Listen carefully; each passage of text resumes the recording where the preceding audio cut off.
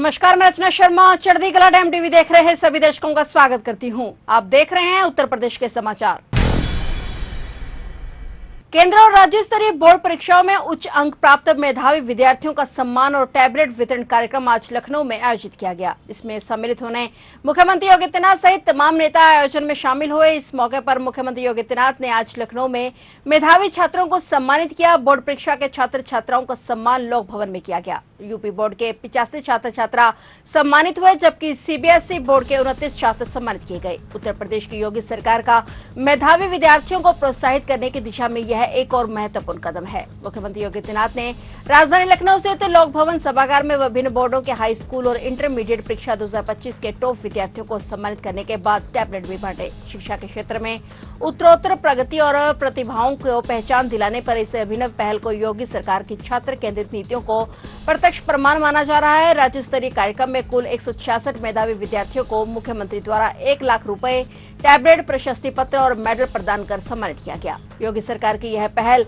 न सिर्फ छात्रों की मेहनत की मान देती है, बल्कि अन्य छात्रों को भी उत्कृष्ट प्रदर्शन के लिए प्रेरित करती है। इसी दिन दोपहर बाद सभी 75 जनपदों में भी जनपद स्तरीय सम्मान समारोह आयोजित किए जा रहे हैं, जहां 1508 विद्यार्थियों को 21,000 रुपए, टैबलेट, प्रशस्ति पत्र और मेडल देकर सम्मानित किया जा रहा है। ये सम्मान प्रभारी मंत्री, जनप्रतिनिधियों या जिलाधिकारियों द्वारा प्रदान किए जा रहे हैं। उत्तर प्रदेश के हमारे युवा प्रतिभा ने प्रधानमंत्री जी के खेलो इंडिया खेलो और फिट इंडिया मूवमेंट से प्रेरित होकर के उत्तर प्रदेश के नौजवानों ने, खासतौर पर हमारे माध्यमिक शिक्षा से जुड़े हुए नौजवानों ने बहुत अच्छा प्रदर्शन किया है। और प्रदर्शन के रूप में अगर आप देखेंगे तो ये बेहतरीन प्रदर्शन इस बात का गवाह है कि खिलाड़ी और भी अच्छा प्रदर्शन कर सकते थे। जैसे 68वीं राष्ट्रीय विद्यालय खेल प्रतियोगिता में उत्तर प्रदेश के 363 खिलाड़ी छात्र छात्राओं ने इसमें भाग लिया था और इसमें 363 खिलाड़ियों में 179 पदक इन्होंने प्राप्त किए हैं, जिनमें 51 स्वर्ण पदक, 46 रजत पदक और 82 कांस्य पदक हैं। ये नेशनल गेम्स में स्थान प्राप्त करने वाले माध्यमिक शिक्षा परिषद से जुड़े हुए विभिन्न विद्यालयों के छात्र छात्राओं को भी मैं हृदय से बधाई देता हूं, अपनी शुभकामनाएं देता हूं। हर एक क्षेत्र में 8 लाख से अधिक तो छात्रों को हम लोगों ने, अपने युवाओं को सरकारी नौकरी दी है पारदर्शी तरीके से। अभी 15 जून को 60,244 पुलिस कार्मिकों की नियुक्ति पत्र का कार्यक्रम प्रदेश के अंदर होने जा रहा है। केंद्रीय गृह मंत्री अमित शाह जी उस कार्यक्रम के मुख्य अतिथि के रूप में लखनऊ में ही आने वाले हैं। आप मुझे बताइए, 60,000 नौजवानों को एक साथ नियुक्ति पत्र मिलेगा और इसमें 60,000 में 12,000 से अधिक केवल बेटियां हैं। याद करिए, केवल 12,000 से अधिक बेटियां उसमें भर्ती हुई हैं। उत्तर प्रदेश सरकार गरीब परिवारों को बेटियों की शादी के लिए आर्थिक सहायता प्रदान करने के लिए शादी अनुदान योजना चला रही है। इस योजना के तहत पात्र परिवारों को 20,000 रुपए की आर्थिक मदद मिलती है और शादी के लिए लड़की की उम्र 18 और लड़के की 21 वर्ष से अधिक होनी चाहिए। परिवार की आय 1 लाख रुपए से कम होनी चाहिए। सीएम योगी का कहना है कि उत्तर प्रदेश में गरीब वर्ग के परिवारों को अपनी बेटियों के हाथ पीले करने के लिए चिंतित होने की आवश्यकता नहीं है। ऐसे परिवारों के लिए योगी सरकार शादी अनुदान योजना लाई है। योजना के तहत 20,000 रुपए की आर्थिक सहायता दी जाती है। यही नहीं, यह योजना हर कैटेगरी के लोगों के लिए है। योजना का लाभ लेने के लिए विवाह के 90 दिन पहले और 90 दिन बाद तक आवेदन दिया जा सकता है। परिवार की अधिकतम आय सीमा 1 लाख रुपए होनी चाहिए। योजना के तहत एक शादी पर 20,000 रुपए की आर्थिक सहायता दी जाती है। प्रदेश में 15 करोड़ लोग पिछले 5 वर्ष से फ्री में राशन की सुविधा का लाभ प्राप्त कर रहे हैं। 1 करोड़ 6 लाख से अधिक लोगों को 12,000 रुपए सालाना हम वृद्धावस्था पेंशन, निराश्रित महिला पेंशन या दिव्यांगजन पेंशन का लाभ दे रहे हैं। 22 लाख बेटियों को मुख्यमंत्री कन्या सुमंगला योजना में 25,000 रुपए की पैकेज के साथ जोड़ करके उसके निःशुल्क शिक्षा की व्यवस्था की जा रही है। 4.25 लाख बेटियों की मुख्यमंत्री सामूहिक विवाह योजना में इन वर्षों में हमने शादी ब्याह का कार्यक्रम संपन्न किया है और यह भी तय किया है कि 1 अप्रैल के बाद जब अब बेटी की शादी होगी तो सरकार 1 लाख का अनुदान उसमें उपलब्ध करवाएगी। फिलिस्तीन में हुए युद्ध से प्रभावित लोगों को हमीरपुर से आर्थिक मदद भेजने का मामला प्रकाश में आया है, जिसके तहत लखनऊ पुलिस की स्पेशल टीम ने 7 लोगों से पूछताछ की है। पुलिस ने मोबाइल नंबर, आधार कार्ड और जरूरी दस्तावेज लेने के बाद सभी को छोड़ दिया है। मोदा की एक संस्था ने सहारनपुर जिले के एक स्वयंसेवी संगठन एनजीओ के जरिए आर्थिक मदद भेजी थी और जानकारी मिली है कि इन लोगों ने फिलिस्तीन के साथ ही जहां युद्ध प्रभावित लोग हैं वहां के लोगों को एनजीओ के जरिए आर्थिक मदद पहुंचाई जा रही है और इसमें हमीरपुर जिले से सहारनपुर के एक एनजीओ का नाम चर्चा में आ रहा है। इसके बाद मामला पकड़ में आया और जांच शुरू की गई। हालांकि जांच टीम ने कोई भी जानकारी अभी तक साझा नहीं की है।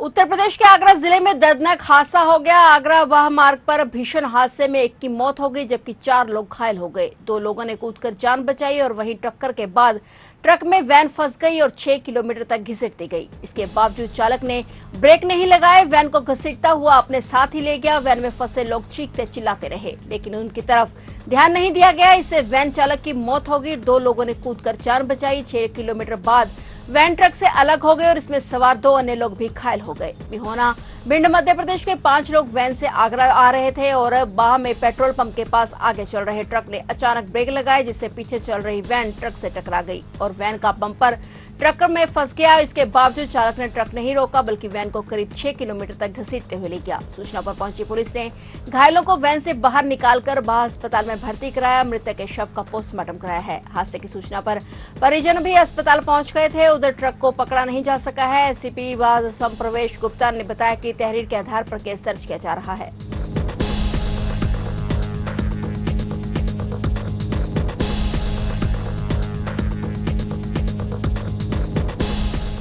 गर्मी के मौसम में अस्पताल के ओपीडी में तो मरीजों की संख्या कम हुई लेकिन इमरजेंसी में मरीजों की संख्या लगातार बढ़ रही है। साथ ही मौत के मामले भी सामने आ रहे हैं जिसके चलते बलिया के जिला अस्पताल की ओपीडी में कल 1376 मरीज पहुंचे। वहां इमरजेंसी में 24 घंटे में 164 मरीज पहुंचे। इनमें से 104 मरीजों को डॉक्टरों ने गंभीर हालत देकर भर्ती कर लिया लेकिन 3 मरीजों का इलाज के दौरान मौत हो गई। स्वास्थ्य कर्मियों के अनुसार 3 मरीजों की मौत डायरिया से हुई है। परिजन तीनों को इलाज के लिए इमरजेंसी लेकर पहुंचे थे। इलाज के दौरान हालत बिगड़ने पर की मौत हो गई। तापमान में लगातार इजाफा होने से जनजीवन बेहाल है। सरकारी और निजी अस्पतालों में उल्टी, दस्त, सिरदर्द, घबराहट के मरीजों की संख्या बढ़ गई है। इमरजेंसी में बेड फुल हो गए हैं। इमरजेंसी प्रभारी डॉक्टर आर डी राम ने बताया कि अधिक गर्मी से डायरिया और दूषित खानपीन से पेट के रोग बढ़े हैं और वहीं विभाग द्वारा पूरी तरह अलर्ट और सतर्कता बरती जा रही है।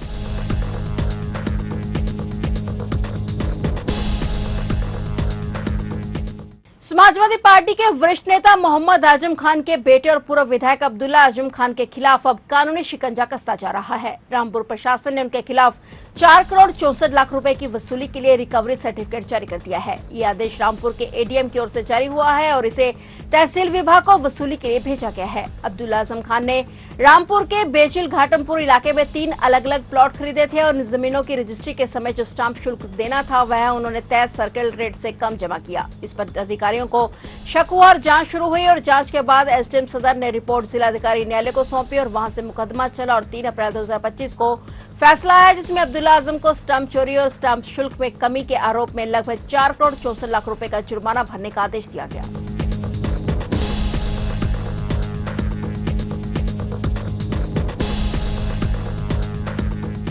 गाजियाबाद में मसूरी के नाहल गांव में सिपाही सौरभ की हत्या के मामले में पुलिस ने मुख्य आरोपित कादिर के भाई फिरोज को वेब सिटी थाना क्षेत्र में मुठभेड़ के बाद गिरफ्तार कर लिया है। पुलिस के अनुसार फिरोज घटना वाली रात भीड़ में शामिल था और कई दिनों से फरार था। इस हत्याकांड में अब तक 16 आरोपित गिरफ्तार हो चुके हैं जबकि 4 इनामी संदिग्ध अभी भी फरार हैं। मसूरी के नाहल गाँव में 25 मई की रात दबिश के लिए आई नोएडा पुलिस की टीम में शामिल सिपाही सौरभ की गोली मारकर हत्या कर दी गई थी। पुलिस ने मुख्य आरोपित कादिर के भाई फिरोज को वेब सिटी थाना क्षेत्र में मुठभेड़ के बाद गिरफ्तार किया है और पुलिस का दावा है कि फिरोज भी घटना वाली रात भीड़ में शामिल था। कई दिन से फरार चल रहा था। हत्याकांड में 16 आरोपित अभी तक गिरफ्तार हो चुके हैं जबकि 25,000 के इनामी संदिग्ध अभी तक नहीं पकड़े गए हैं। गिरफ्तार आरोपी के पास से एक तमंचा, एक जिंदा कारतूस के 2 खोखे, एक बाइक बिना नंबर प्लेट की बरामद किए गए हैं।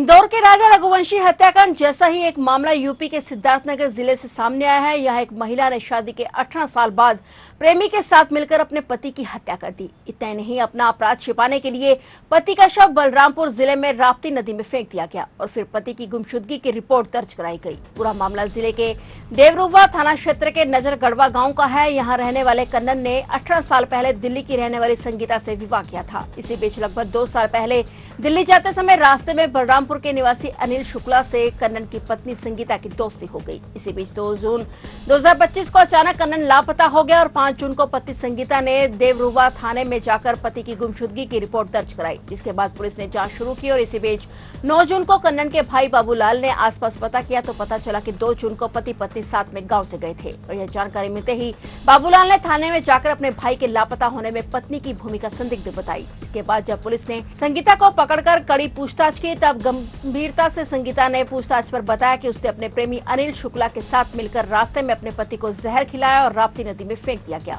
पत्नी की निशानदेही पर पुलिस मौके पर पहुंची और कन्नन का कंकाल बरामद किया गया। इसकी पुष्टि परिजनों ने की है। दोनों आरोपियों को हिरासत में ले लिया गया है और विधिक कार्रवाई की जा रही है।